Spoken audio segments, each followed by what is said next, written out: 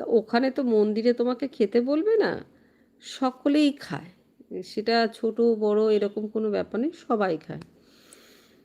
তা সানডে ছিল, তা আমি বললাম বাবা আর মা যখন ঘুমিয়ে পড়বে তখন আমি যাব খেতে। বাবাকে কিছু বলিনি, বাবাকে তো বলে বেরোতে দেবে না। তা মাকে, মা জানে, মাকে বললাম মা প্রসাদ খেতে যাচ্ছি। এবার প্রসাদ খেতে যাচ্ছি বলে কি আমি গেলেই কি আমাকে প্রসাদটা দেবে? সেটা তো দেবে না। একটা ব্যাচ উঠবে, তারপর আর একটা ব্যাচ বসবে।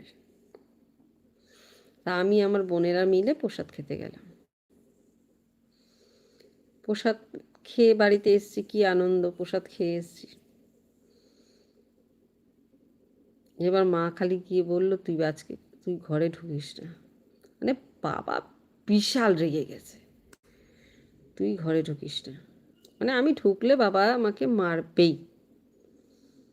বাবা তো ঘরে